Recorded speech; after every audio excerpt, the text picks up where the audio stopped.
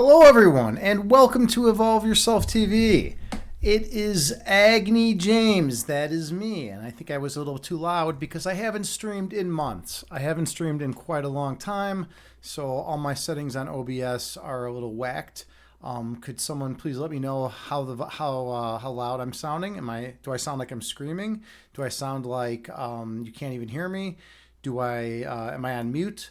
How do I sound? How do I sound? I know how I look, but I don't know how I sound. I sound good. All right, excellent. All right. So yeah, it's one of those days. It's one of those days where I felt the need to stream a peaceful, loving guided meditation. I mean, who doesn't deserve a little more peace and love in their life, in their lives, right? We all need it. We all need it. The external world is always going to throw us crazy, batshit crazy variables, right, that we have to contend with. We're always going to have to deal with stuff from the external world.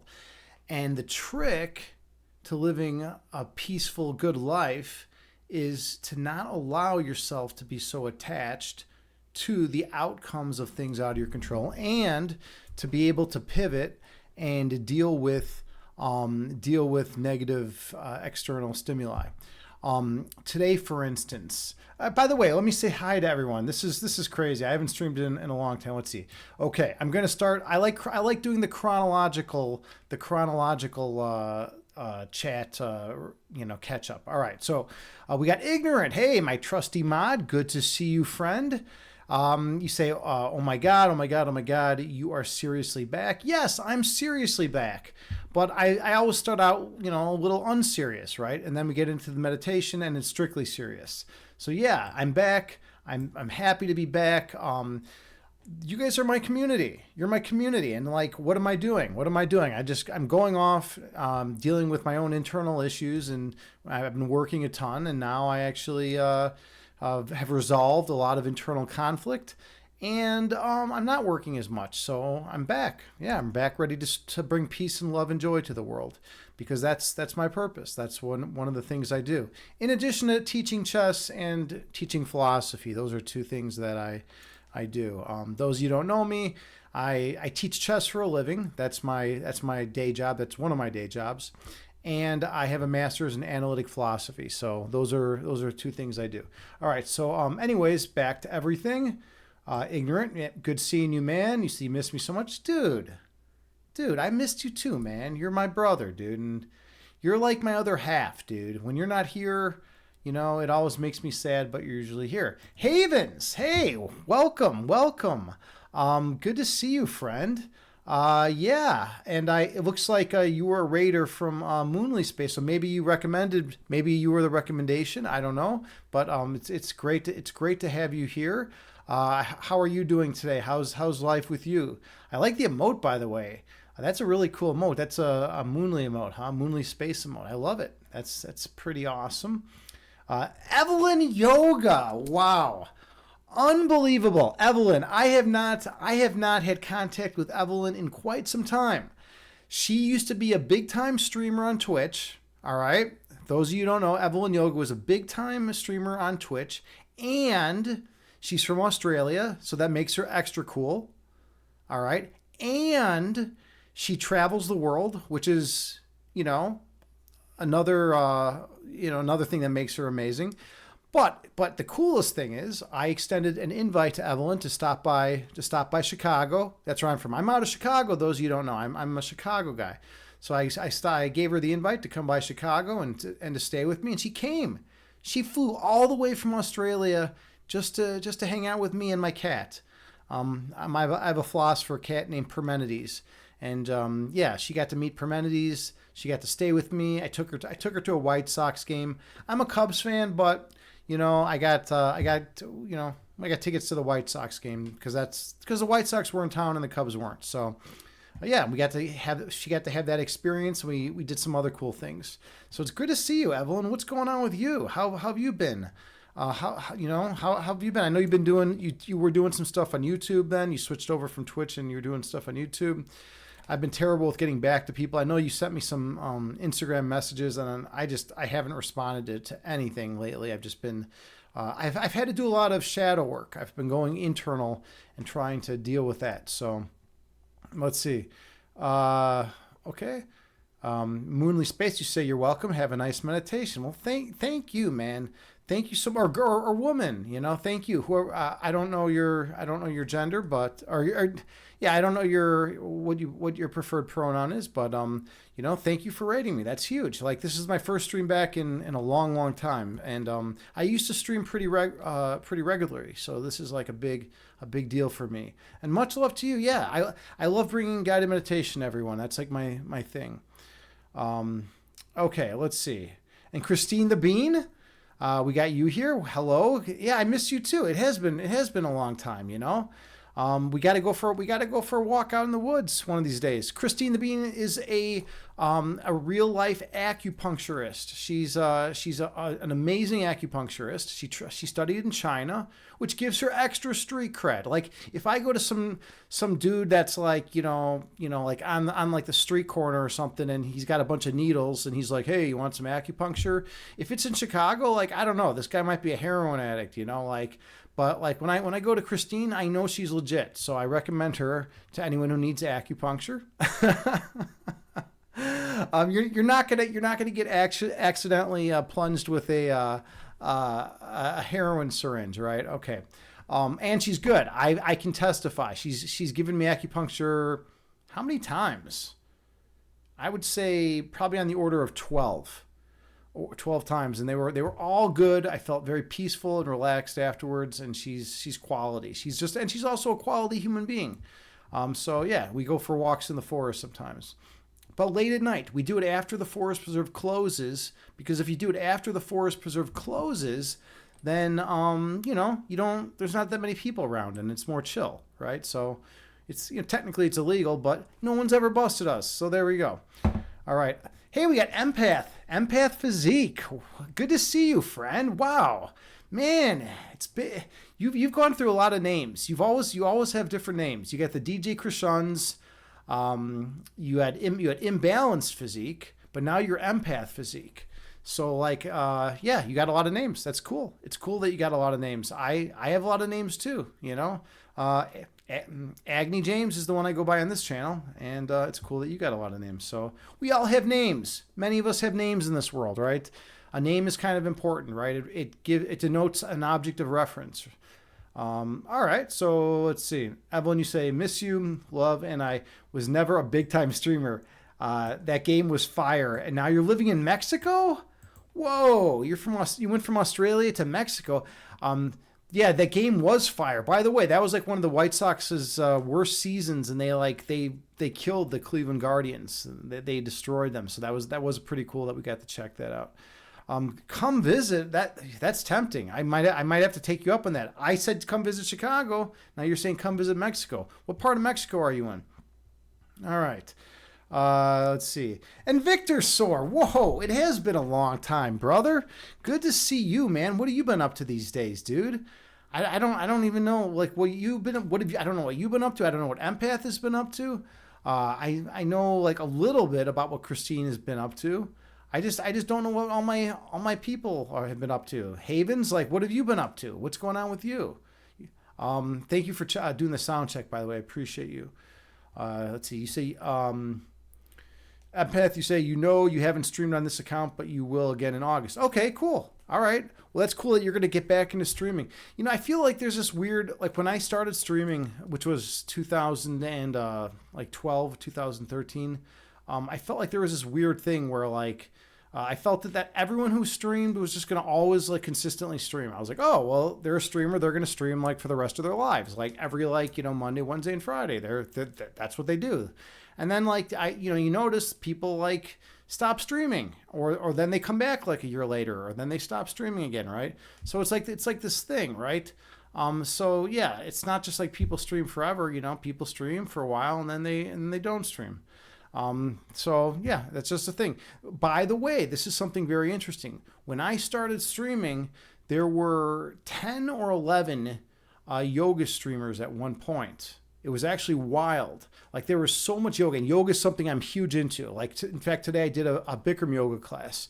Those of you who are unfamiliar with Bikram, it's 105 degrees in a studio, and the class is an hour and a half. And it's really intense. It's like a really intense workout because you're just like sweating. It's 40% humidity. You're like, you can barely breathe, but you're just so focused and you're doing it and you just feel amazing afterwards. Havens, you say, did you rehydrate after? Oh yeah. I have to go crazy with rehydration because I sweat too. I'm like +2 to sweat glands, right? So like there's just a puddle on the floor around my yoga mat afterwards. I just pounded electrolytes and water and juice and all sorts of stuff. I ate a bunch of fruit too. I feel like it's healthier to eat fruit and then just drink water than it is just to like drink like, high C or some garbage like that, right? Anyways, I feel pretty rehydrated. I still feel like I could use like a little more like protein and nourishment, but I'm going to do that after the stream. So we'll see. Let's see, where else are we at? Okay, Evelyn, you say Puerto Vallarta. Ooh, easy flight from Chi-Town. Yeah, that I don't know anything about Puerto Vallarta. That sounds like a nice place, but like every place in Mexico sounds like a nice place except Mexico City. I've been to 2 places in Mexico. I drove across the border at one point, and I went to Mexico City, and like I don't even know if you're allowed to do that anymore. I think it's like too dangerous. But then another time I went to like just one of the resort communities. It was Riviera Maya. But you're in a place which sounds pretty interesting. Is it like a resort community, just like a regular chill place? Like, is it safe? Are there cartels like running around? Like, do you have to worry about getting shot like you do in some parts of Chicago? And then Victor, sorry, you say you're working on developing an algorithm with your research mentor these days, still digging into the math as you have been. Yeah, I know you're an analytic guy. That's why you're a chess guy. Analytic guy. You have that mind. That's cool. That's cool that you're going into that, dude. What is your algorithm about? Like, what's the end goal of your algorithm? What are you trying to do with it? By the way, something kind of cool. Like a lot of people have been using AI now to do, I don't know, they call it vibe coding or whatever the fuck it is, right? But like I know people that have no computer programming experience and are using like AI and creating apps and shit. It just kind of blows my mind. One of my good friends, it's like, dude, I put all this work into programming throughout my life, and now what is it going to be worthless? Is it just going to be worthless? Like, that's what I've been wondering about like these days. Like, why did I spend all that time learning JavaScript back in 1999? Like, is it just like a completely like worthless skill to have? Like, make sure you have a semicolon at the end of your statements. I don't know. I don't even know what I'm talking about here. Empath, you say, oh, you're working 4 jobs. Dude, I work 4 jobs too, man. I work 4 jobs too. The chess one is the main one though, but I also do options trading, day trading, swing trading. And then I also, do festival work. I do beverage sales. I kind of like bartending basically at like music fests and stuff like that. And then I have a business on eBay where I sell sports memorabilia, and that's just like the other job I do. I don't know. I kind of like doing a lot of different things. I don't want to just work like 1 9 to 5. I like mixing it up. But chess is like my main source of income. So let's see. Havens, you say nothing, just your daily life, nothing too exciting for me, trying to spend time outside. Yeah, dude, getting fresh air and just being out in nature is like the best thing. It really is. And it just kind of revitalizes you, just being out. Like sometimes like lately I've been having to do a lot of like inner work, and I've just kind of been like going in, like I'll sit there and I'll just meditate like in the corner of my room and just like in a dark room. And that's been like my MO. But like I used to always just go out in nature and meditate, and I feel like I'm going to be doing that, getting back into that pretty soon. Evelyn, you say it's superhuman in Mexico. You'll be well prepared. Yeah, I know. I'll just be dripping everywhere. That's just how it goes. Like I'll just be dripping, sweating everywhere. +2 to sweat glands. It's great. It's great because I don't. As long as I'm drinking water and electrolytes, I'm not going to dehydrate. Let's see, where else? Empath, you say you're adding something new. You're thinking of adding something new on this channel. Thinking of using a hand pan, and implementing it on this account. Ooh, that'd be cool. Hand pan is cool. Empath, you wanted to get one. You said Havens, yeah. Yeah, that would be pretty neat. Huh, interesting. All right, and Evelyn, you say it's a beach town? Oh, it's a beach town. Well, there you go. You're living on the beach. Okay, well, see, that's like the best possible thing. You're like, oh, I'm just going to live in paradise, And then like everyone else is like, yeah, I stare out my window and I see just nothing but concrete and shootings and people angry at each other, right? That's like what a lot of Chicago is these days. But like, that's just how it goes. You can always like find inner peace within, and that's what I teach. Beach town, lots of USA expats. So, and no, it's super safe. Safer than USA and Australia. Okay. Havens, you said, would you ever want to stream day trading? Absolutely not. Absolutely not. No way. I am the worst multitasker in the world. It's like even when I play chess, when I stream chess, which I do sometimes, it drops my ELO probably like 500 rating points. It's crazy. It's crazy. Like some guys and girls can just get out there and like be like, oh, I'm just gonna like, talk through my thought process, talk to the chat, play chess, do like a million other things, day trade while I'm playing chess, do some juggling at the same time, and everything's fine. Nothing's affected. Like I am like really like solely focused on one thing at a time. And like if I get out of flow, if I get out of rhythm, it's going to affect me. If I was streaming day trading, it would be a disaster. I would blow out my bank account or my whole account in just a matter of minutes. Okay, let's see.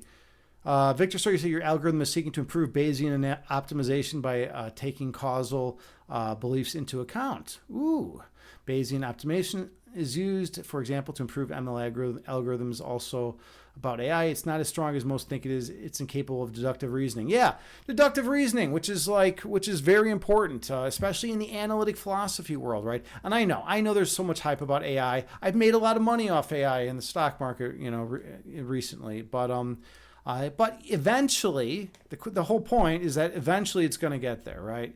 I still think I have a really hard time buying the idea that 1,000 years from now we're not going to be able to do everything with AI. It's just it's like right now it's still in its infancy, right? But like eventually we're gonna get there. We're gonna be able to do it.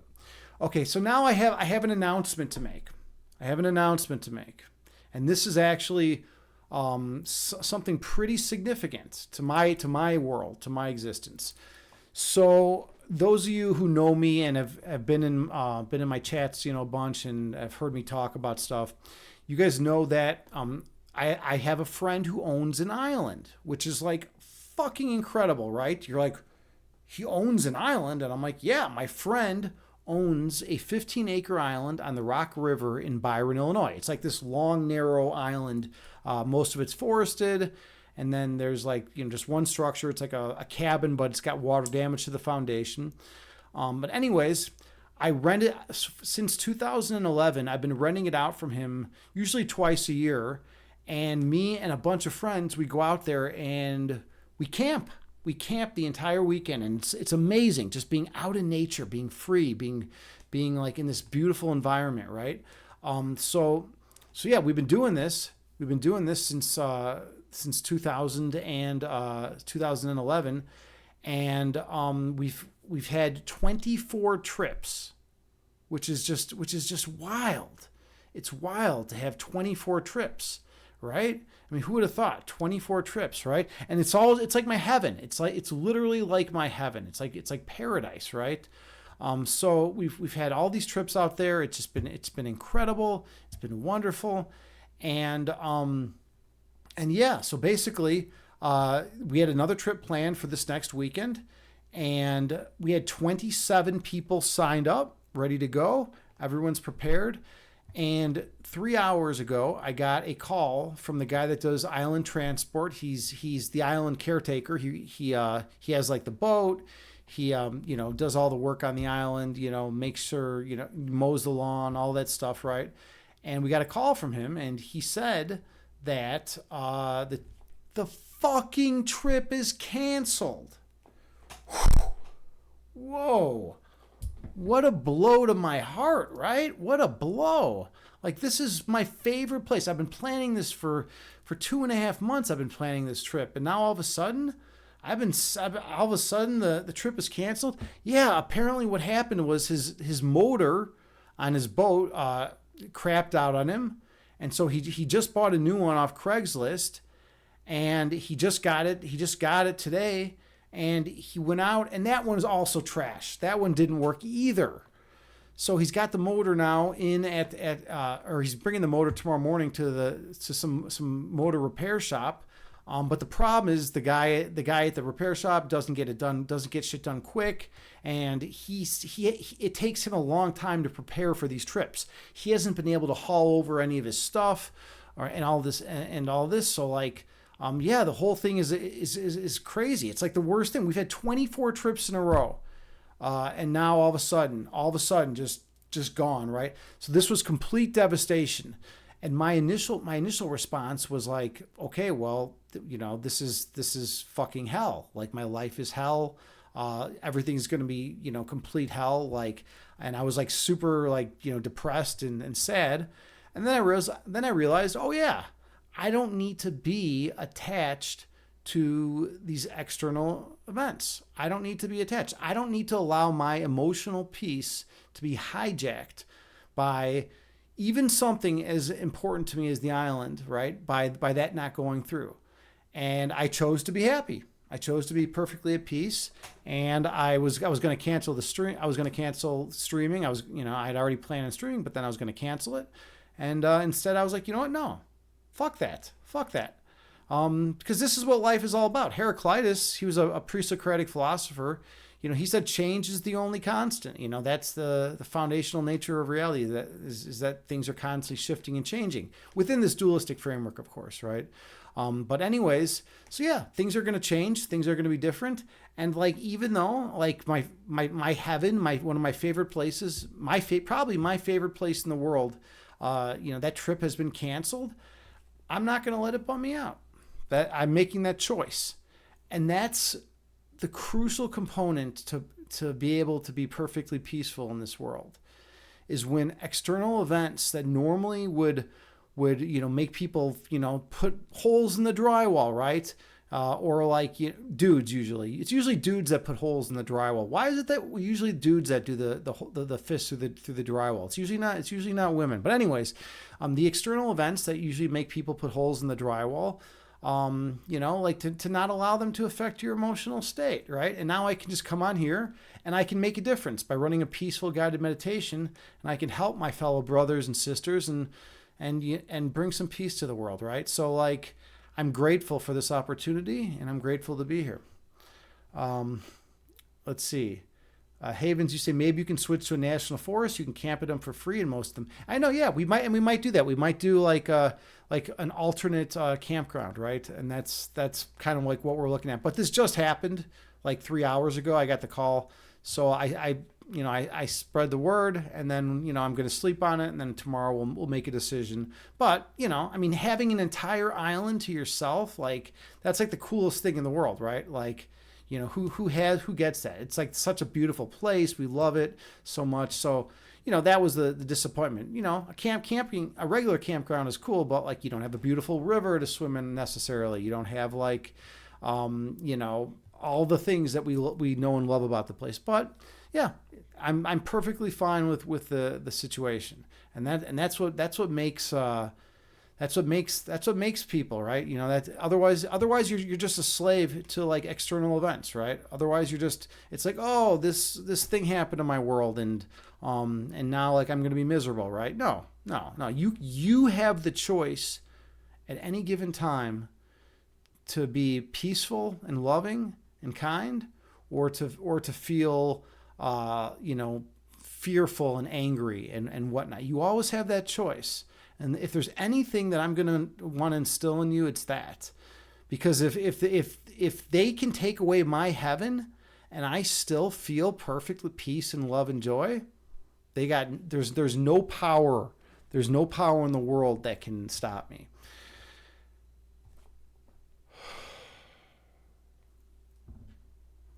And here's the point.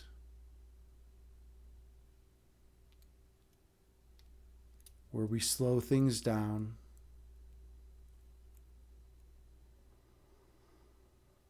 Travel within.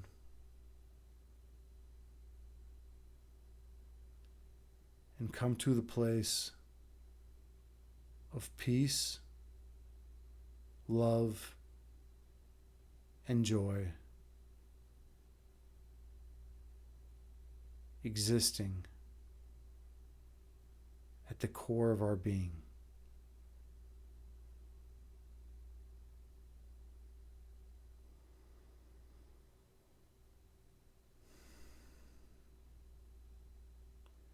So take a few slow, deep breaths on your own.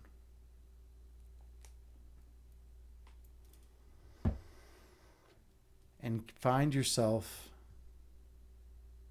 in a comfortable seated position.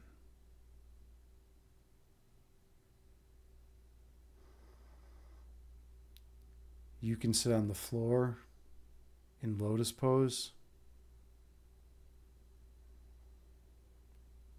You can sit cross-legged. Or you can sit in a chair.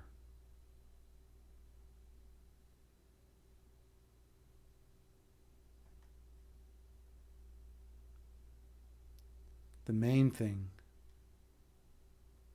is to find a position that is comfortable for you.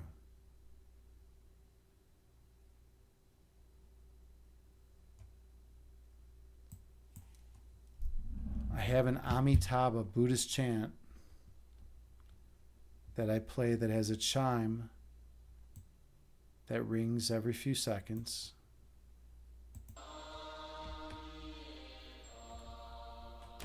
And you can use it to help regulate your breath count.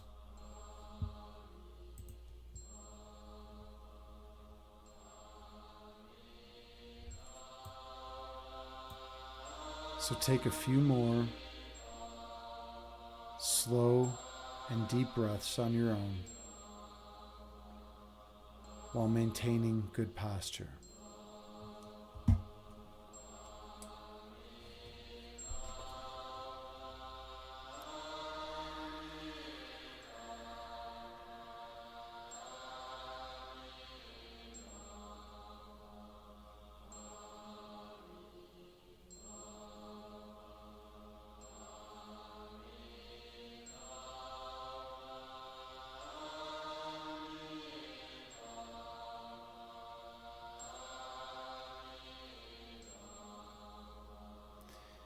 Inhale through your nose, gently raising your belly.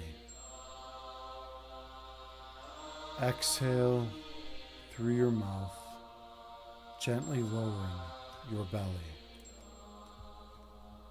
Breathe in through your nose, slowly raising your abdomen.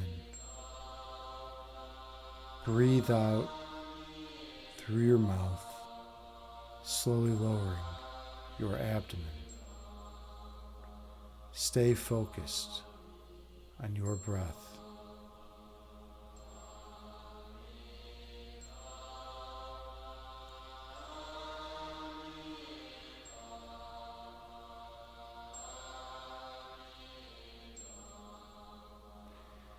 Inhale, raising your belly. Exhale, lowering your belly. Breathe in, raising your abdomen. Breathe out, lowering your abdomen. Keep your awareness on your breath count.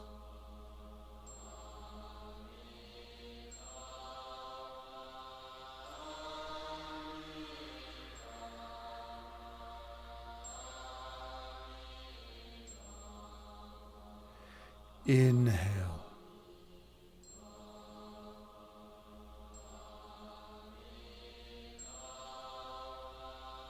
Exhale.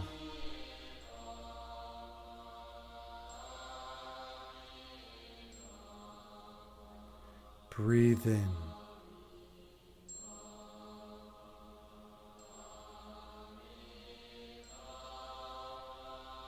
Breathe out.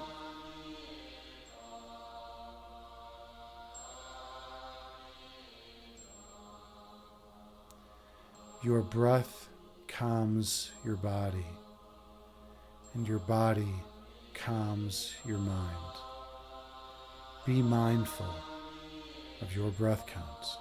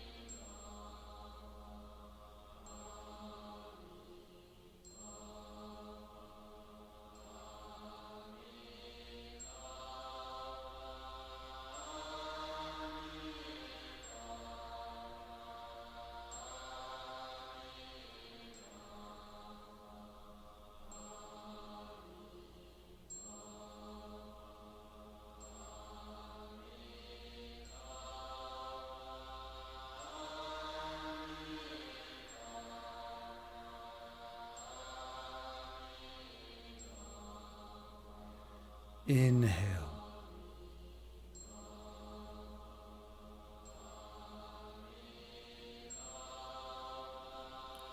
Exhale.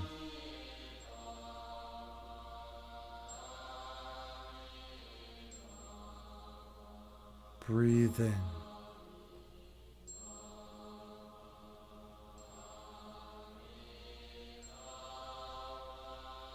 Breathe out.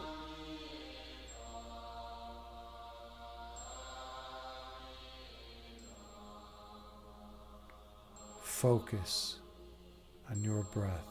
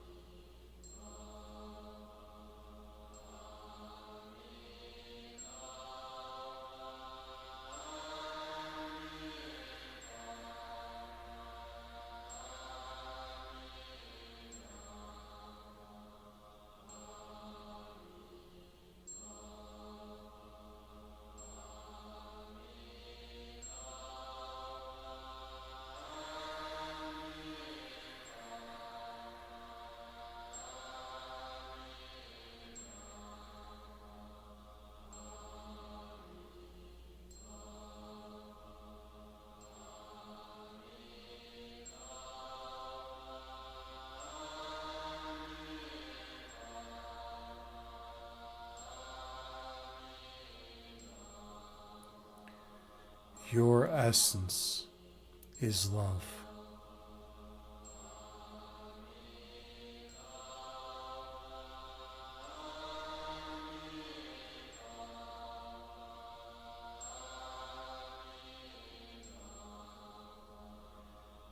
your purpose is to share your love with others.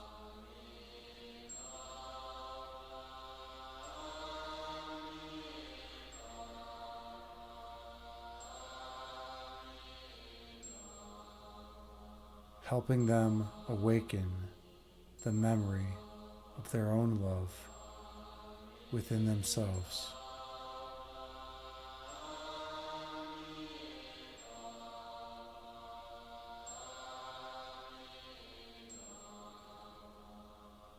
Bypassing all ego dynamics.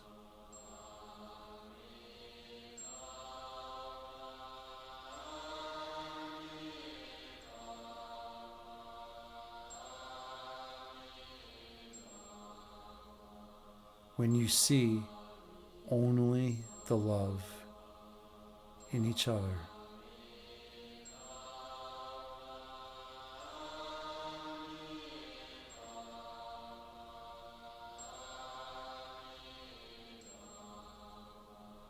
and you identify with that love,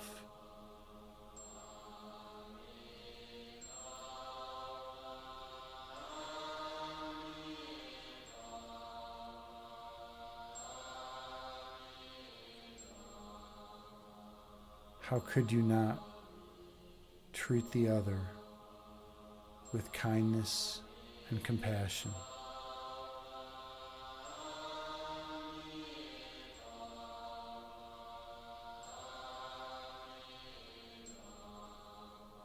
For they are just like you.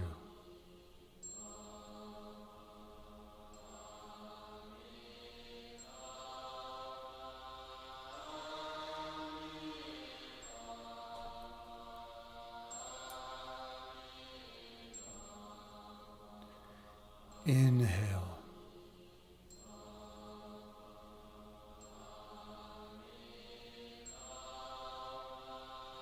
Exhale, releasing all that does not serve you well.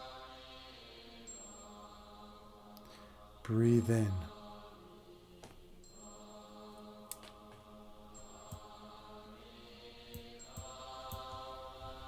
Breathe out, releasing all ego which obscures your third eye sight.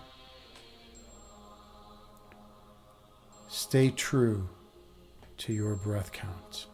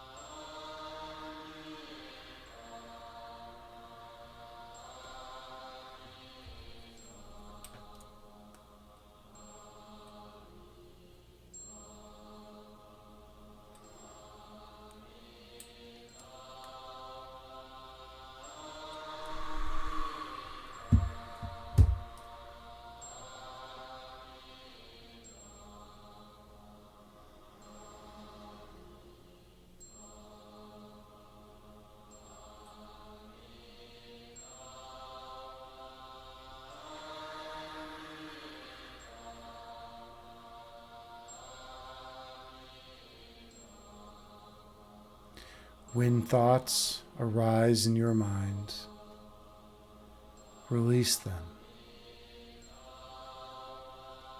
and return to your breathing.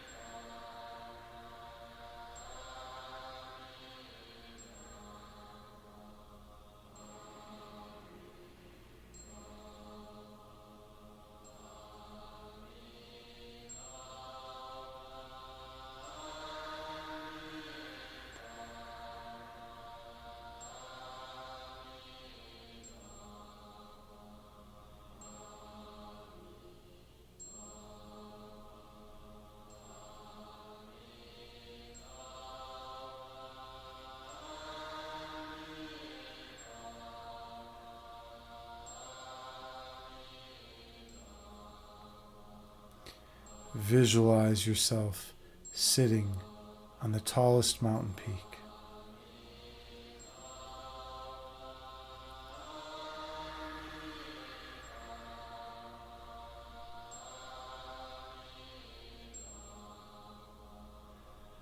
Watching the clouds float through the sky beneath you.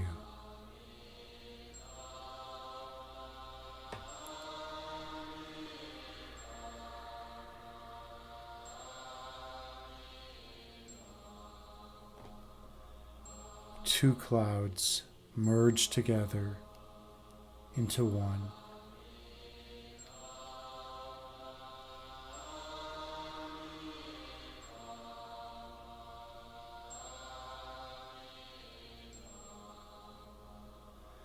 And one cloud stretches apart, dividing into two.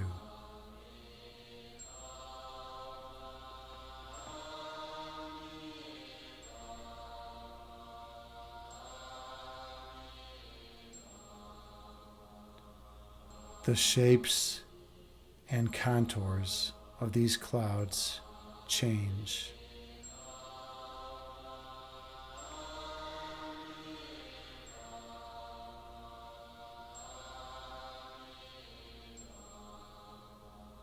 Just like the transitory nature of the human condition.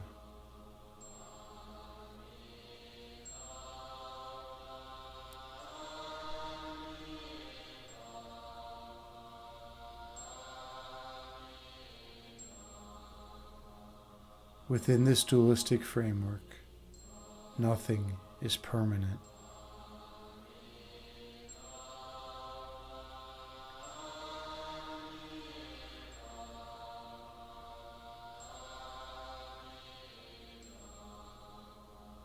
Within this illusion, nothing is true.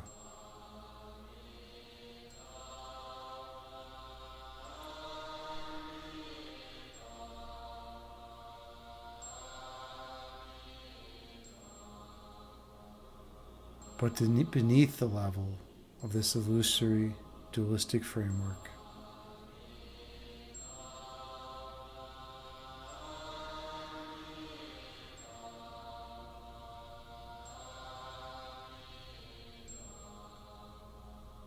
is a place that is unchanging,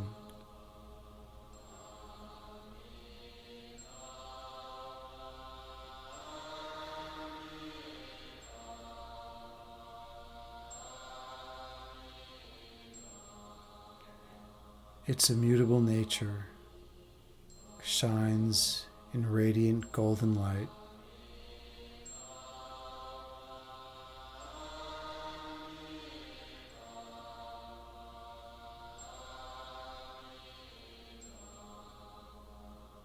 This place is eternal.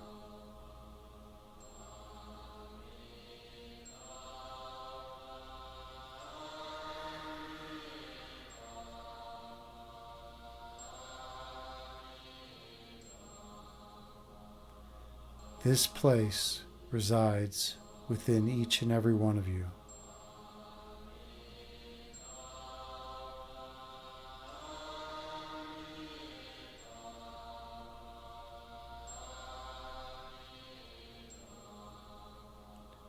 And you always have access to it.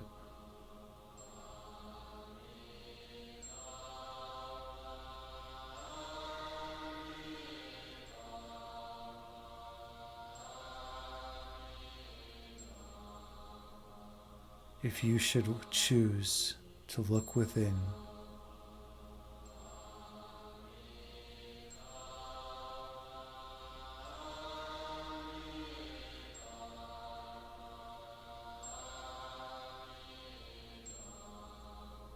you'll find the purest love emanating from the source of creation within you.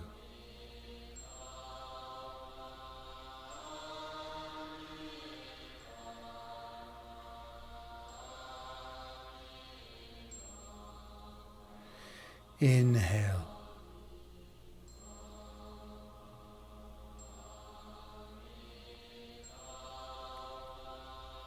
Exhale, releasing all that does not serve you well. Breathe in.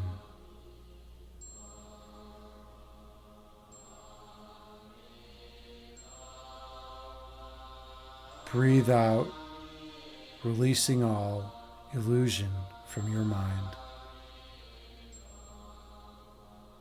Stay true to your breath count.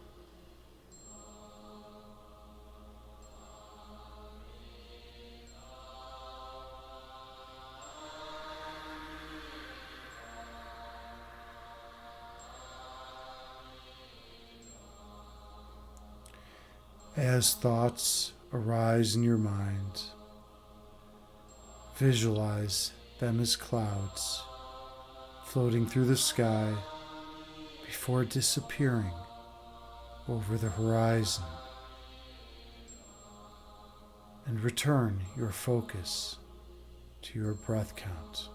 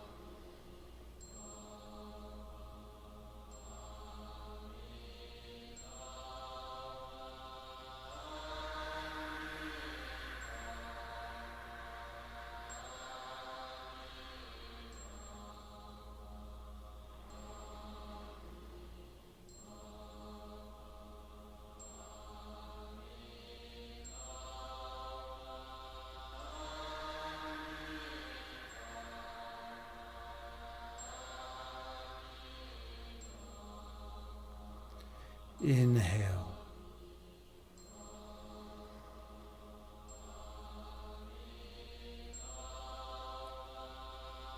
Exhale, releasing all stress and tension from your body.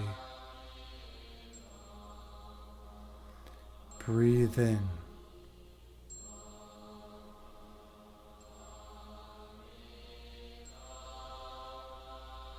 Breathe out, releasing all externals which control your emotional responses. You are better than that.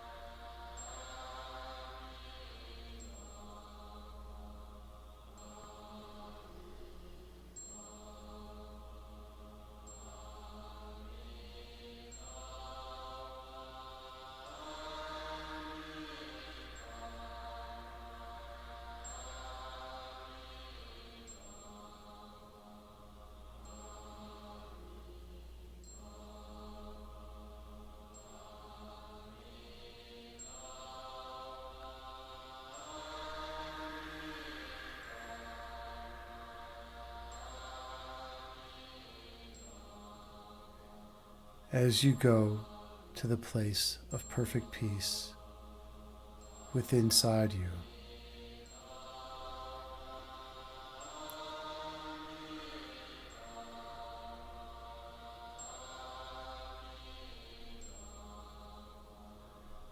Located 2 inches below your navel.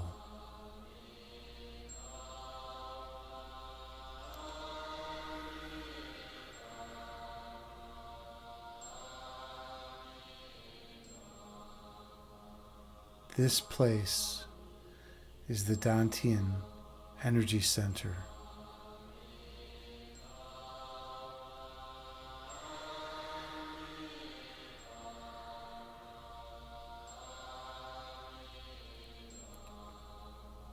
And connects directly with the source of all creation.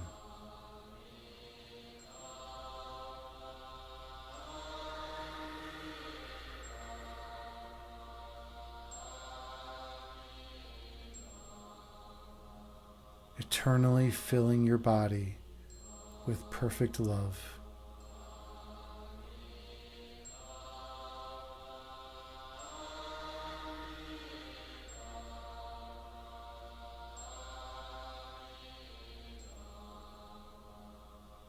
If you so choose to accept it.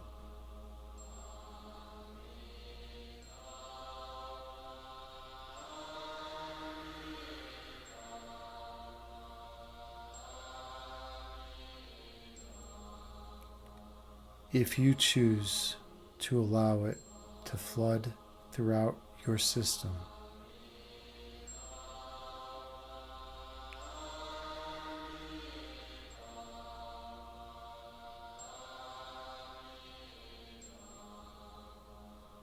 Your sanity will be restored.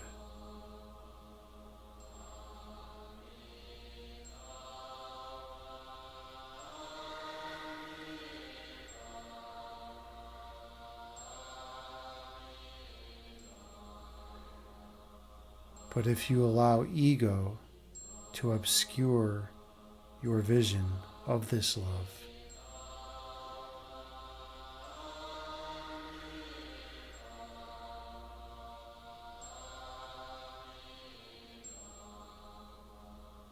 if you allow fear to get in the way,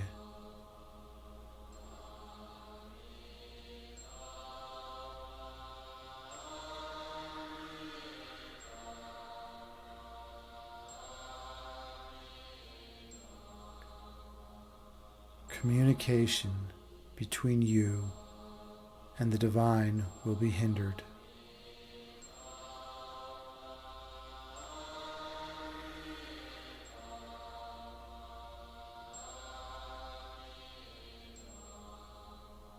For you won't see yourself as you actually are.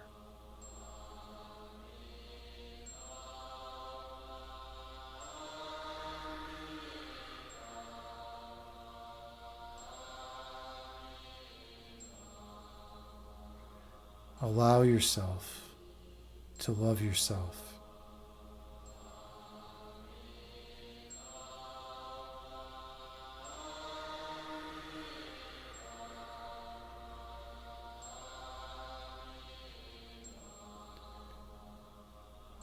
And let your freedom be returned to you.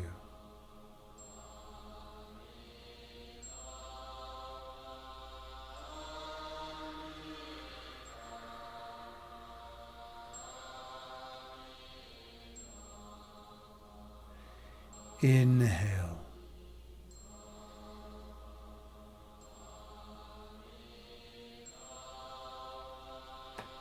Exhale, releasing all stress and tension from your body. Breathe in.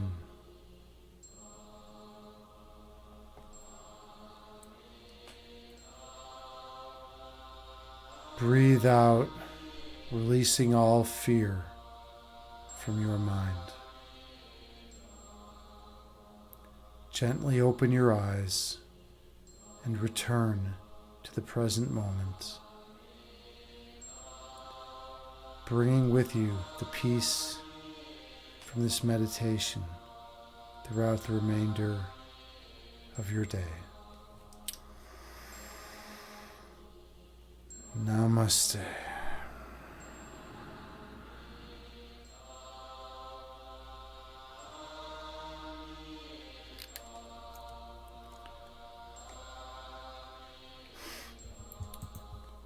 I want to truly thank each and every one of you for sharing this sacred space with me.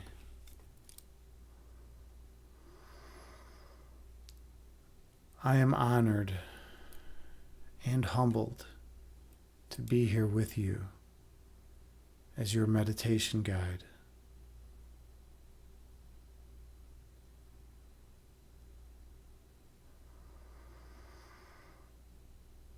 I sincerely hope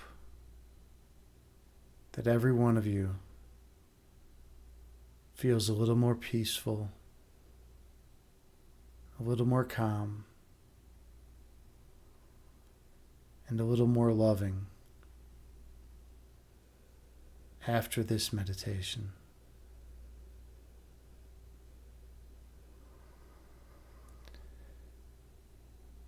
And most importantly, I truly hope that you'll be willing to take the peace and love from this meditation out with you and share it with all those whom you encounter, recognizing that each person you see is a divine reflection of yourself.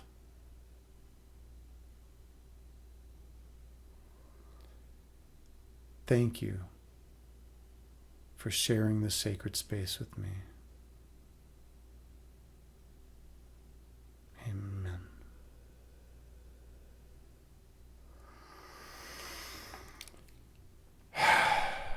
All right. We did it.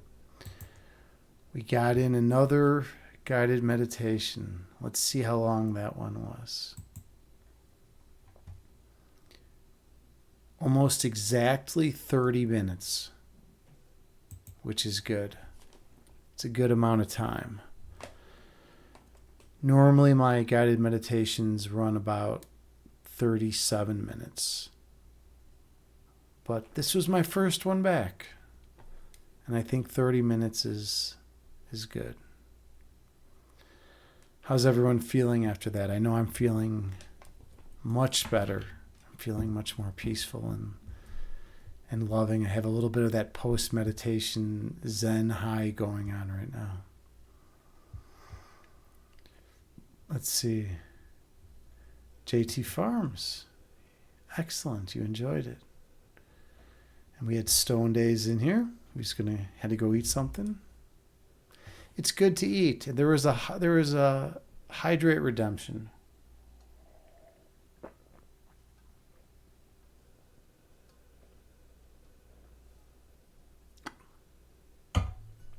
It's important to hydrate, right? And Victor Sore, you say, see me next time. Yeah. I'll see you around, brother, man. You're a good dude. You're a real good dude. Liquid Stealth. Namaste, man.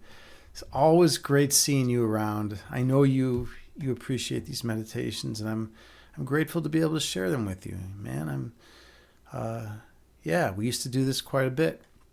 Now it's not as often, but we still get one in every now and then, right? We still get a meditation in, so that's good. That's real good. And Christine the Bean, you enjoyed it. Wonderful. Yeah, we gotta have you stick me with some needles one of these days. She's my acupuncturist, Christine the Bean. And she's good at it. She's good at what she does. Yeah. I don't know. You can stick them all over me. What's the most amount of needles you've ever stuck in someone at one time? I don't know. I feel like you could probably get a lot of needles in, but then you might forget some, right? You might like leave a few in there, and then that could be kind of weird. Victor Sawyer, you say thanks, Ben. You were actually replying to Stone Days. Stone Days with see you next time. Okay, got it. So you were here. You were here for the meditation. Cool. Glad, man. I'm glad, dude. You're a good dude. Like I said, like I just get nothing but good vibes from you. And you're a hard worker.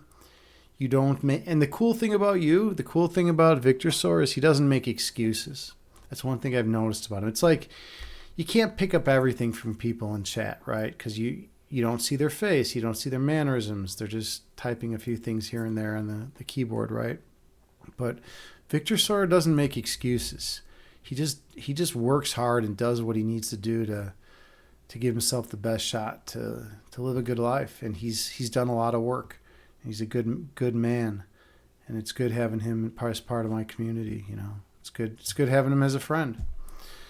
And Liquid Stealth, you say, absolutely stoked to see you on again, or whatever the kids are saying nowadays. Yeah, right. I don't know what the kids say, man. They'd probably say, you know, good to see you fucking streaming, motherfucker. I don't know. Maybe that's just what I would say. So I don't know. You say, thanks, man. Really appreciate it. Yeah, absolutely, dude. Well, you're genuine. You're an authentic human being here. This is actually something that I know someone in my my chat will appreciate. So we have three things. We have courage. This is a candle. Purpose. And I don't know if you can see it, but authenticity. And this is a big one for me. This is one of the most crucial ones for me. And a member of this chat, I'm not going to give any names, but if you're astute and perspicacious, you might be able to derive who gave this to me, who gave this candle to me. I was actually meditating with it earlier today, and I meditated with it. I've meditated with it quite a bit, and it's almost done. Actually, it's almost burned out. But like I was able to get another meditation in tonight, which was awesome. But authenticity is such a crucial aspect of my being, and I'll say things, and that's the whole philosophy behind Agni, or what he's actually pronounced Agni in Hindi. And Agni was the king of the fire gods, and he was empowered by Taki, and his role was to help humanity by using fire to burn away delusion. In fact, in Hindi, Agni means fire. That's literally the translation. So he was considered abrasive, but because if you think about fire burns, it hurts, right? It's not just irritating, but it's devastating, right? But it's also a very powerful tool that we harness and we use, right? So, yeah, Agni was the name that I chose as my pen name for philosophy, because my philosophy conveyed messages that were abrasive and that help burn away delusion and help people reevaluate their foundational belief systems. Because if you don't reevaluate your foundational belief systems periodically, you grow stagnant. Now, is it fun? Is it is it pleasurable and enjoyable to reevaluate your foundational belief systems? Your system? Well, it can make things very unsettling. It can make things very disorienting, because when you reevaluate your foundation, if you find some beliefs that aren't serving you well and you supplant them with new beliefs, any of the beliefs that were stacked up on top of those foundational beliefs that you've just removed are going to crumble, right? So your whole belief tree, you have this belief hierarchy of beliefs. You have your foundational beliefs, and they stem other beliefs, and they stem other beliefs and other beliefs, right? All, and you get this big tree of beliefs, right? So when you're yanking out beliefs from your foundation, it's painful, right? You're like, how am I going to live? How am I going to go to work? How am I going to do these things with, with these very firmly rooted beliefs no longer in my system? Even though I've supplanted them with new beliefs, like everything is going to be wobbly and shaky for a while. And that's what fire does. It burns away. It burns away the delusion within. That's the metaphor. Burns away the delusion such that you're left with that pure truth, and then you can become what you've always been. You can get rid of the delusion that's been keeping you from being able to be yourself, to be your authentic self. And when I talk to Victor Soar, I know I'm talking to someone who understands authenticity and is a very authentic person. That's why that's one thing I picked up from Victor Soar, and that's one of the reasons why I have the utmost respect for him. But anyways, yeah, that's just me rambling on. I ramble on. Evelyn, you say, good night, Agni. Lovely to see you. Come visit Paradise. I would love to, Evelyn. I really, one day I might take you up on that. How long? If you're going to be there for a long time, I might absolutely take you up on that. Right now, I'm still doing a lot of shadow work, right? But I have a little more time because it's the summer. In the summer, I'm not teaching chess all the time, so that's kind of cool. I decided to devote this summer to health, not just physical health. Because a lot of people are like, oh, health is only physical health. No, there's obviously mental health, emotional health, but there's spiritual health too, and then there's also philosophical health. People don't talk enough about philosophical health, but that's a very important concept. If your philosophical belief system is in peril, it's going to affect every other type of health in your being. It's going to affect your emotional health. That's going to affect your physical health. It's going to affect your mental health. It's going to really do devastation to your system. So it's important to be philosophically grounded in truth, or a system that gives you peace of mind and enables you to connect lovingly to those around you. So anyways, yeah, this summer is the summer where I devote myself to reevaluating things on a philosophical level, maybe questioning some of my beliefs and supplanting them with others at the foundation, and also just being a healthy dude. I work out a ton. Those of you know me, I work out 5 hours a day. I'm intense. I have a morning routine. And it's not straight working out. Like I'll do, some sets, and then I'll do day trading, and some sets and some options trading, some sets and some chess. And I just kind of I have this routine that I do, and it keeps me, keeps my health, pretty good overall. And I like it. I'm used to it. It keeps me grounded. So I love logic, physical activity, physical exercise, yoga, meditation. And then I got to do work stuff too on top of it. But all those things keep me grounded. So it's important to not give up on those things. And then let's see, Victor Soar, you say courage and purpose and authenticity, kind of similar to the Triforce from Zelda. Ooh, you're right. Courage, power, and wisdom. Yeah, it is. It is. I get, and you could even make the argument that wisdom, that there's a genus-species relationship from wisdom, wisdom being the genus, and authenticity being a species of that genus, right? Because you have to be wise in order to understand how important it is to be authentic. Well, I guess. yeah, to understand how important it is to be authentic. I was going to say, I guess you could be authentic and be living an authentic life and not be wise. But in order to understand the significance of or of how important it is to be authentic, you would probably have to be wise. So that's kind of cool. Power,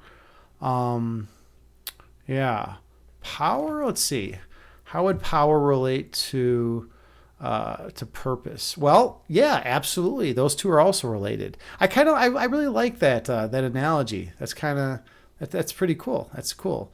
Yeah, because if you are living with purpose, right, you tend to be empowered, right? Think about the religious zealots who knock at your door, and are like, they're like really like intense, and they're like, I know that God is here and I'm giving him to you and blah blah blah, and you need to come join our church, right? Like they feel very empowered, right? Now, are they misguided? Well, they're trying to push their beliefs on others in a very forceful way. So I would argue that yeah, maybe a little, they're misguided. Is their belief system like the only correct belief system that can lead one to truth? I would argue no, but who am I to say to know anything, right? I'm just a human being trying to share some love and kindness in the world. That's all I'm doing, Liquid, you say, yeah, it's probably agonizing but necessary. I think that's in reference to what I was talking about earlier with going through the fire, right? With burning away the foundational beliefs that don't link with truth, that don't link closely with truth, right?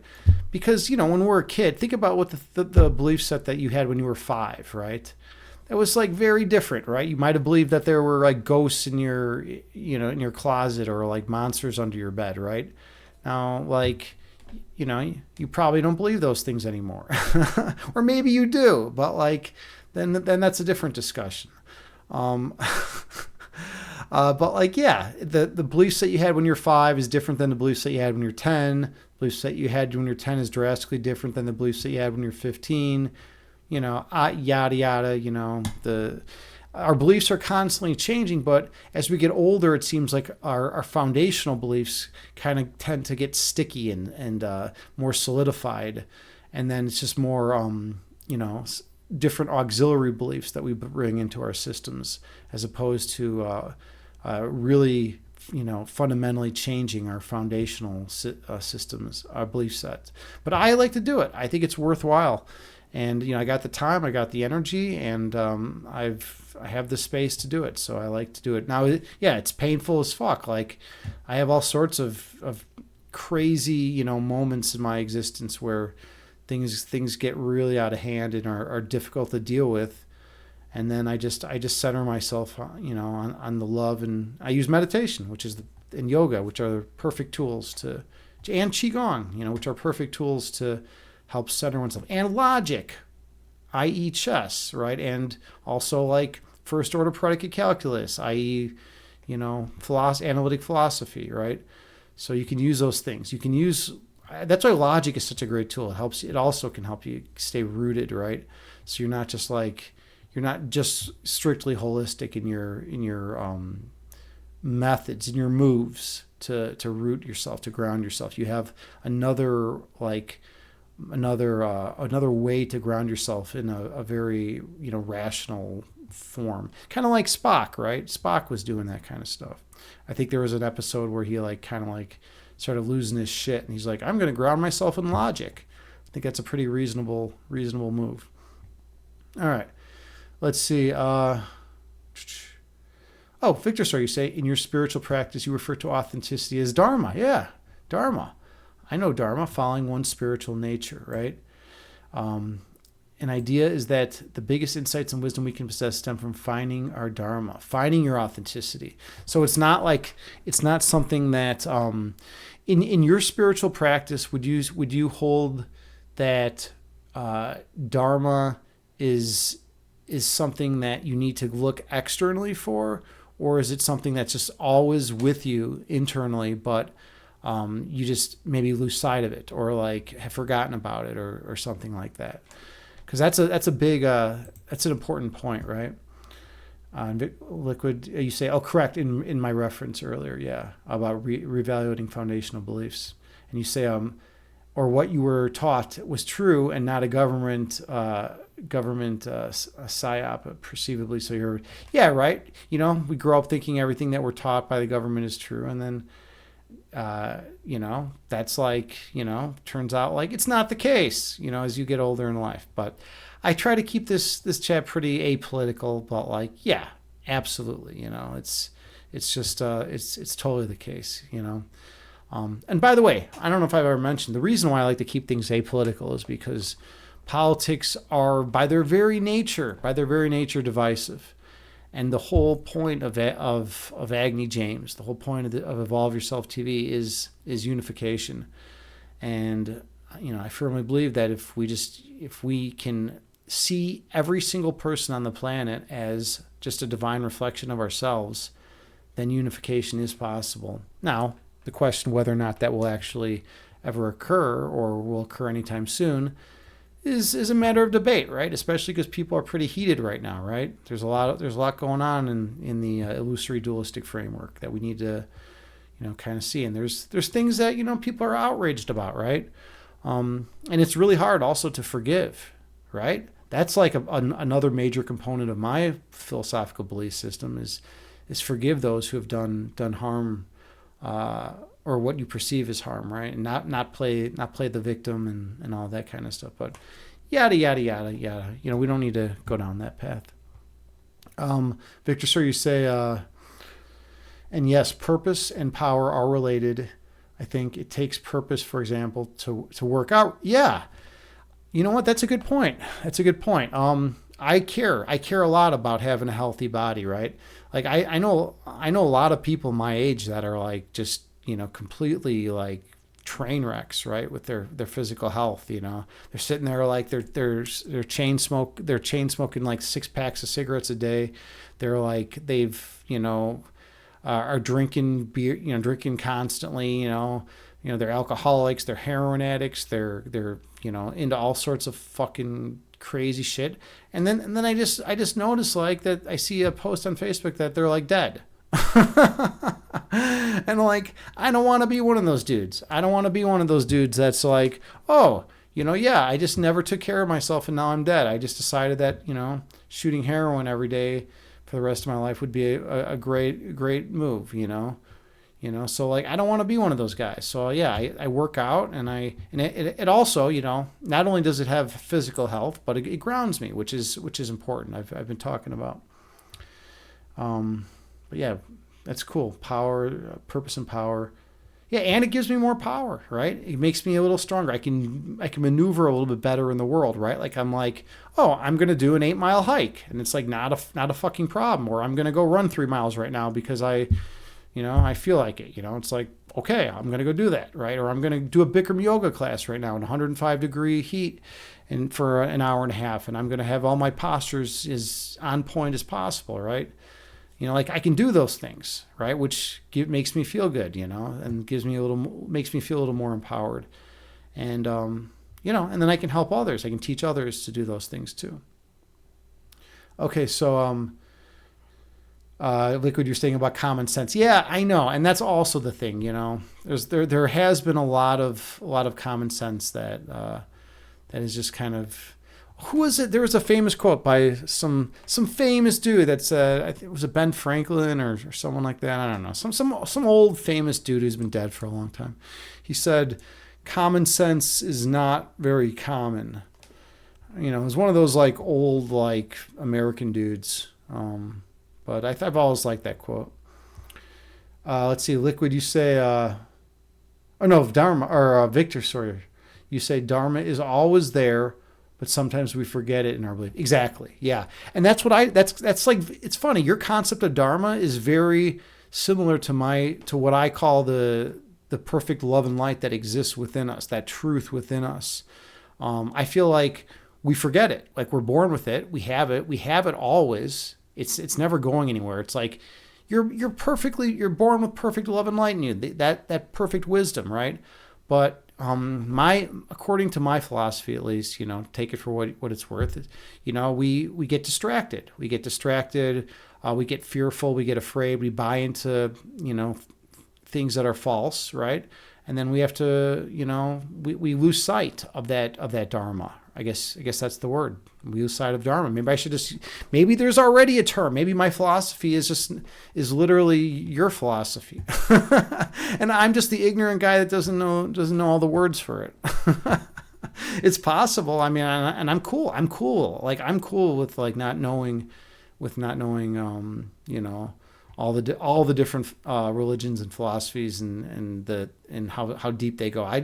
Most of my stuff I trust my own wisdom the most, and so most of the things that have come that I understand and I've learned have been through meditation. Just sitting in a dark, quiet room by myself meditating, and then these things come to me, and then like I read them in books like years later, and I'm like, oh, so that's what that is. And then like someone else, some other religion or philosophy or ideology like is expressing the same notion, right? And it's like, oh yeah, so that's a thing that came to me in my meditation that I've had a handle on since I was like 8 years old. I didn't know there was a word for it, right? Okay, Liquid, you say, let's see, let's see. Could you say that logic and common sense can be one and the same?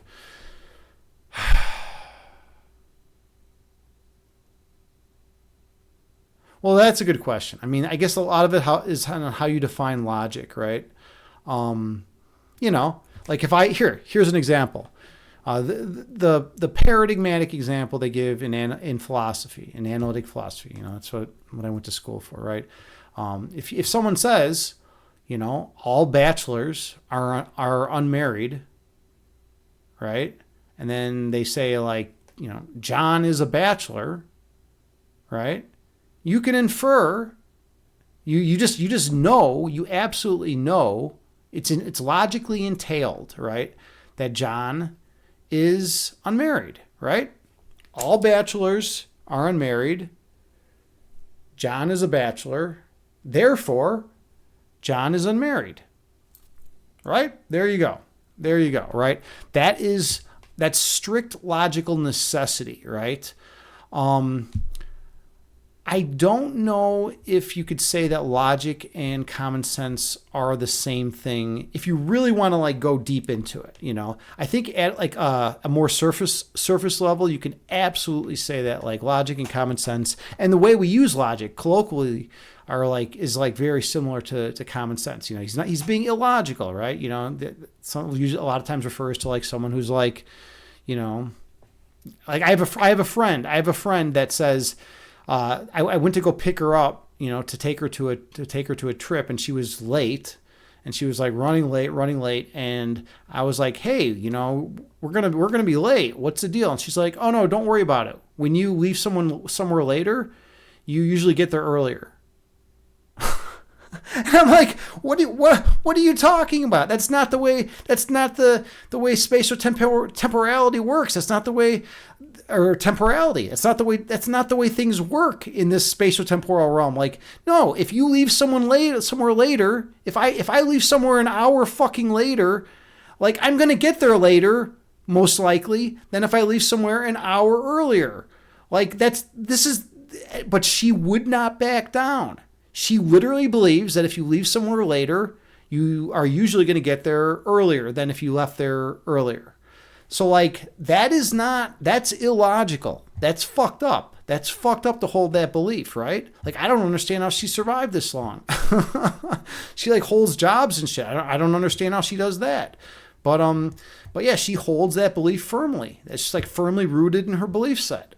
Now, that's also an example of not having common sense. It's like the most common sense thing to know that if you leave somewhere later, you're probably going to get there later, given all other things are equal, right? And no wormholes, right? But yeah, like that. So that's an example where it's illogical and she's not using common sense. But I think like if you really want to go, nitpick and go into the details.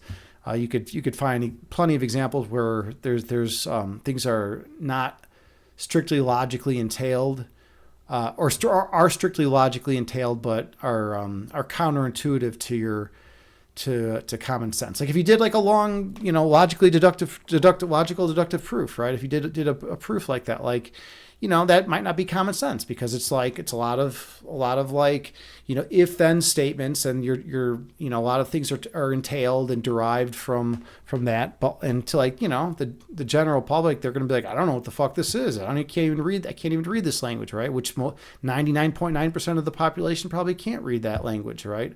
But like, to the analytic philosopher, they're going to say, oh, this is just logic. This is what a logical, deductive proof is. But anyways, where the fuck are we? I'm missing all sorts of stuff. Victor Sor, you say,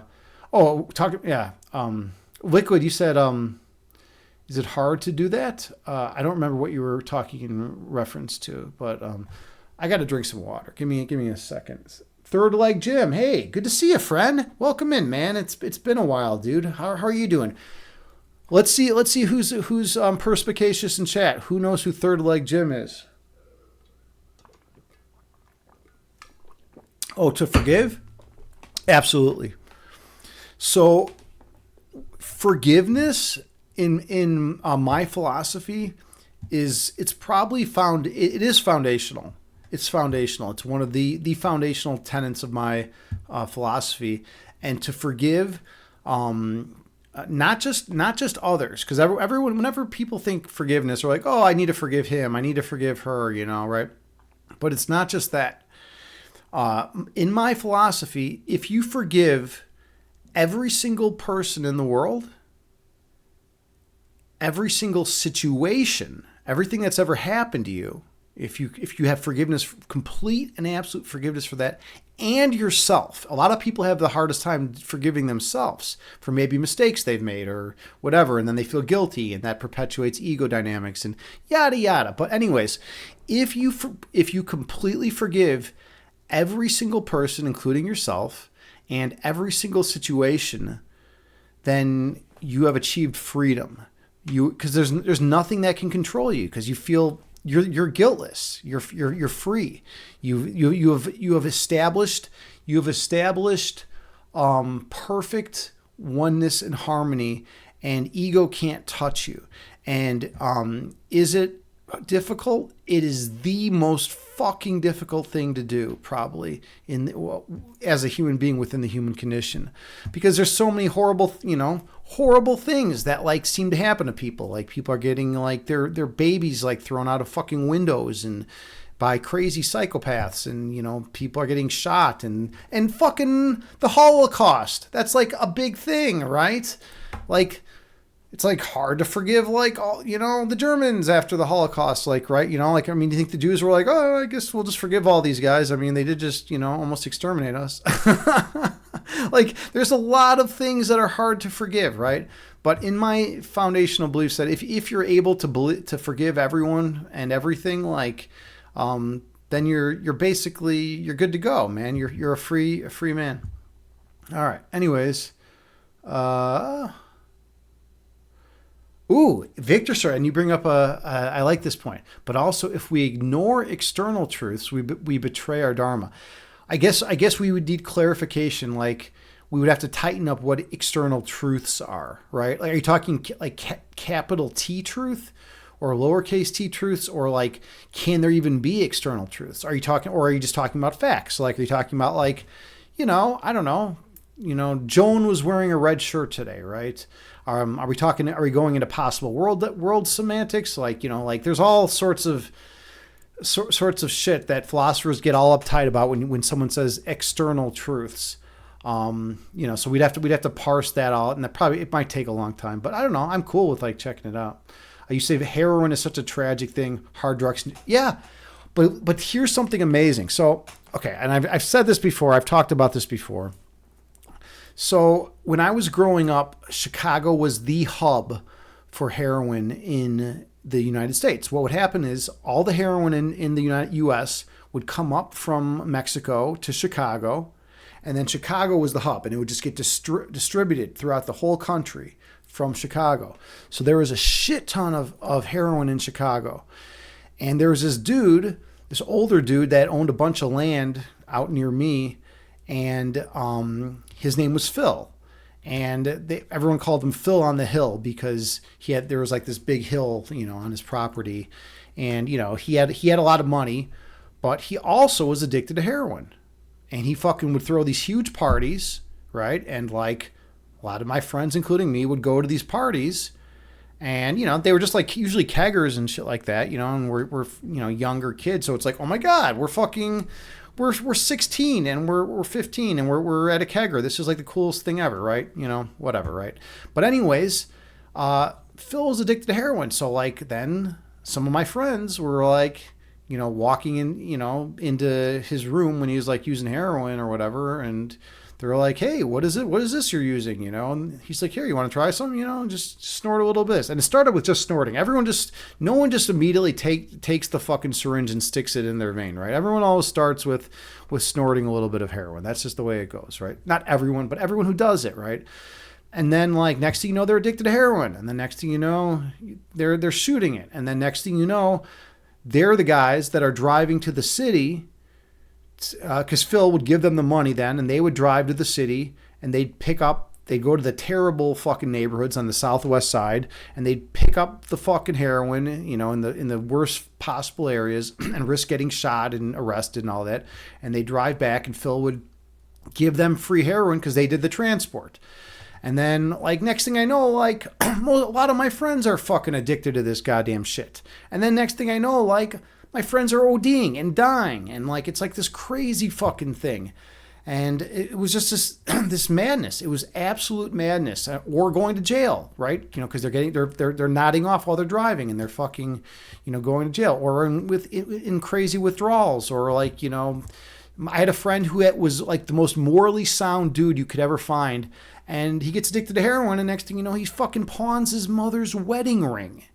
Like, how crazy is that? This dude, his moral standing was, like, perfect. And then he just gets addicted to heroin, and next thing I know, he's fucking pawned his mom's wedding ring for dope. So it's like, yeah, that's a bad fucking drug, man. And that's one of the reasons why I never got into it. Also, everyone I know who got into it, I asked them, well, hey, is this really... Are you happy you got into this? And every single person, like I know, was like, I wish I never would have touched the shit, but now I'm addicted. So like, what am I going to do? So it just kind of was one of those things. Okay. All right. Let's see. Where are we at here? Victor Story, you say, we define Dharma as our spiritual nature. The idea is that we are spiritual beings in a human body. Yeah. We also believe that the greatest guru is within everyone, and that everyone can find deep truths through their own personal meditation. Yeah, I believe the same thing, the same shit. We're on the same page. Third Leg Jim, you say, what happens after we die? Well, that's a very good question. I mean, who am I to say I know for truth, right? I have different theories. I have different hypotheses about what happens when we die. Are we just merging back as one with the pure, collective nature, the pure love and joy? Are we just merging back into that source of creation? That's like a pretty reasonable thing to consider. Or, like some religions and philosophies hold, they say, well, if there's still some ego there, if there's still some residual ego, then you're not like, you can't like get in all the way. You're like, you're going to have to come back and, be reincarnated and work that out. Or like, some religions, they like to use, they talk about purgatory, right? And that's like the cleansing thing. But like, there's like a major theme that like we have to be cleansed, right? Or like reincarnated and work through shit, in order to be reunited with the source. I don't really know if I buy into that. I feel like, a lot of it has to come with the metaphysics of identity and self and self. And if we really identify with that pure love, then all that ego is going to disappear anyway, and it's not going to stop us from reuniting with the source. But who knows? I could think something different tomorrow. All right. Third leg Jim, you say Mr. Agni is a fan of Wittgenstein, the young or old Wittgenstein. And this is another important thing. Wittgenstein, Wittgenstein's metaphysics changed drastically. It changed drastically, not just his metaphysics, his worldview from when he wrote when he was younger and when he wrote when he was younger or older. So in philosophy, a lot of times they talk about the young and old Wittgenstein. The young Wittgenstein, a lot of his work was I don't know if you could say hijacked or taken in by like the logical positivists of the time, but we're getting like way off track. Like no one wants to hear about logical positivists. They basically believe that you need proof for that philosophy is only valid if you can prove things with it. So like basically they discounted the entire field of metaphysics and said it's just nonsense, which is fucking nuts to me. But like, and there's a reason why a lot of people don't like the logical positivists, right?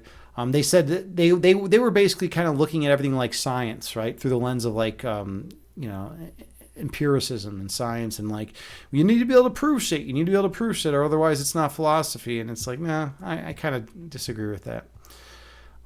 Liquid Stealth, you say to forget. You say to forgive. He's second leg Joe's brother. Second leg Joe's brother. Oh, are you talking about third leg Jim? I mean, you'll be able to figure it out. You'll be able to figure it out. I think we know. I think we know who he is. I definitely know who he is. By the way, he's a streamer, and I should give him a shout out. I should give him a shout out because this is what we do as streamers, right? Third leg Jim. He streams mostly. It's mostly Diablo 4, right? These days. Yeah, Diablo 4. He streams mostly Diablo 4, and you're good. I've watched you play, man. I've watched you play. I've lurked a little, and you're good. So yeah, he's a good, and he used to be a very active member of my Discord. I don't know what the fuck happened to you, dude. You're like never around anymore. I'm just joking, man. I don't do anything with Discord anymore. I haven't done much. I'm gonna try to, if I can keep these streams going though, I'm gonna try to get back into it though. All right. So let's see. Victor, so you say, yeah, definitely. Let me give an example. It's mostly about dharmic truths here, I think. If we ignore our responsibilities to grow, then meditation becomes very difficult. And if we ignore suffering or injustice in the world, we can have difficulty meditating. Ah, interesting. So meditation, the ability to meditate in a very productive, meaningful way is dictated by, is dictated by not being an active participant in the world when you see injustice, and by being stifled and stuck in your growth process. I guess that's one way to put it. Maybe, and I know I'm using the wrong word with dictated, but like it's being challenged by it. I can't, for some reason, I can't come up with the right word yet. That's kind of interesting.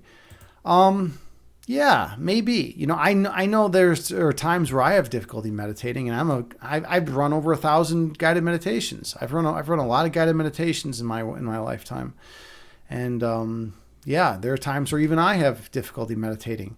But I'm crazy. I like the challenge. I like when, see, I get a little stuck in that I like how difficult it gets sometimes. like when my world starts going to hell, I'm kind of like, ooh, this is exciting. This is kind of exciting. Like, look how challenging this is going to be to be mindful, to maintain like a perfectly peaceful, mental state. When like everything around me is burning down. Like, this is going to be a good challenge, right? This is going to be a very interesting experience. I'm kind of like an explorer, a little bit. But then some days it's just like, no, dude, I just want to fucking meditate and be at peace. But yeah, but it's funny. I think that weird explorer attitude of me, like, it's a blessing and a curse. All right. And you say, and your story about heroin is super tragic, really hard to hear. Yeah. Okay. I got to move quicker though, because there's a lot of shit I've missed. Liquid, you say we wake up from the dream we're having. Yeah, right? To third leg Jim, for all you know. I mean, yeah, I believe that the illusory dualistic framework is a very dreamlike state. Because think about it. Think about what we have here, really, like our ways of knowing things, our ways of understanding things in this world, right? We have senses. We have our five senses, right? So what happens is, we have our five senses that filter the data that's coming in, right? So it's like, okay, it's filtered. What does filtered mean? It means a shit ton is left out. Can you imagine if like all the data that was out there was just like flooded in like immediately? We'd go into sensory overload and like die or something, or like, I don't know, not be able to process any of it. So we have like a little bit of data coming in, a very tiny little bit of data that's actually, gets through the filter, and it has evolutionary significance. It's evolutionarily selected for, because like, 10,000 years ago, 100,000 years ago, if you saw a fucking, lion and you went up to go and pet the lion, and you got your arm bit off and then it ate you, like, you wouldn't survive to reproductive age to pass on your genes to your offspring. So like, over the course of evolution, or like eating poison berries or whatever, right? So like over the course of evolutionary time, certain data was selected for, certain data wasn't, right? And then we also have this like tiny little bit of processing power. Like think about like your brain relative, compared to like the most powerful, like, computer systems out there, right? We have this like little bit of processing power, we have a little bit of data, and we have some tools, right? We have like, computers and microscopes and telescopes and things that we can use to like try to understand other phenomena, right? And so we have those things, and then we take that little bit of data we have, and we extrapolate, and we try to understand all the world around us. Yeah, good luck. Good fucking luck. Like we're gonna understand the world around us through that, right? Like, no, it's like a shot in the dark, right? So like our epistemological situation is bleak, to say the least, right? We don't really have a good chance through those methods. We can understand a few things, like, about within the dualistic framework, but like, and we're pretty good with like science. Like science is cool, but remember, science is always based on observation and experiment. And what are we observing? We're observing things within dualism. We're observing things within this dualistic framework, right? So it's like, sure, we're good at knowing things within this dualistic realm, but is this dualistic realm even real? Does it even fucking exist? And if it doesn't, if it is just an illusion, like a lot of people believe, and a lot of religions and philosophies hold, then like, we're spending our time trying to study phenomena that's not even there, or whatever, just whatever. But there's other tools we have, such as meditation and like mindfulness techniques, to like, go within and try to understand the world. And I feel like that gives us a better shot, at least, to like understand like what's actually going on, because there we can hit up like, more foundational systems. I've always felt that in my heart. And I've always felt that like knowing something in my heart has much more credibility than knowing something because I saw it in through a telescope, right, or through a microscope, right? Because of the observation problem that I talked about a second ago. All right. Anyways, where else are we at? Victor, so you say the above comment about ignoring external truth to betray Dharma. Okay. Above comment, and then third, like Jim, I got to run through these quick. You say, wow, amazing. It's pretty amazing how he gave up his family inheritance for a more simple life. Gave up his family inheritance for a more simple life. I don't know who you're talking about, but yeah, some people do. Some people prefer simplicity, right? Some people prefer minimalistic frameworks, right? Yeah. Are you talking about the Buddha? He gave up like a lot of that kind of stuff, right? And he saw like the sick man and the old man, and was like, what the fuck? What's all this shit? I want truth, right? Then let's see. Victor Story say, to be fair, we can't always address injustice. Often all we can do is sit and watch because there's so much injustice. Just be aware at the least. For example, you think that you would have difficulty meditating if you turned a blind eye to the heroin addiction your friends face because of that one guy. Yeah, I know, right? Yeah, and I tried. But the problem is you can't. If someone is so intense about like using heroin, and you're like, hey, I don't think you should use heroin. They're gonna be like, oh, okay, that's great, but like I'm still gonna, and they'll lie to you. They'll just lie to you and say, no, I'm still gonna use it. And then if you keep pushing and try to like get involved in their life, guess what they do? They fucking don't return your calls and like never hang out with you again. So you can like be there for the best that I found is being there for them when they're willing to make a change. Then you go gung ho and you like fucking really try to help them. But if they're not willing to make the change, you can't talk them out of it. You just can't do it. Yeah. Third, like Jimmy said, Mr. Agni is a fan of Sigmund Freud. Freud's pretty cool. I mean, he did a lot. He did a lot for psychology. There's a lot of negative press about him. A lot of people, even in the psychological realm, they don't like Freud. They don't like some of his ideas. But he definitely made some contributions. He did a lot of coke too, which is something that a lot of people did back then. Jung, yeah, Jung is cool. The collective unconscious. He's another big name in the field. All right, I've been streaming. How long have I been streaming for? Where are we at here? Almost 2 hours. I'm gonna call it a night. JT, are you still around? Are you the unseeing eye? Where are you at, JT? Are you still with me, or have you? Oh, you're still with me. That makes me feel good in my heart. Thank you. I know you like lurking. But I have to call you out every now and then. We need to raid someone, JT. So this is where I got to put you to work. What is this? I don't weird fitness dude with like who looks too serious. I don't want to raid that guy. I don't like raiding people that look too serious. Like if they like look like angry and serious, like I don't really. I mean, so Wildlife Cam is streaming, and then there's a chess streamer that I know. Wildlife Cam is cool. Baby raccoons nightly. Let's see, like, are there actually baby raccoons? But then I also want to raid DJ Krishan's Empath Physique. All right. So who are we gonna raid? There's some baby raccoons that are eating. DJ Krishan's only has one viewer right now, and he's playing Fortnite. So Fortnite, but he's also like a friend. So it's kind of like a weird problem, weird dilemma. I like raiding friends, but I also like watching baby raccoons like eat. It's pretty cool.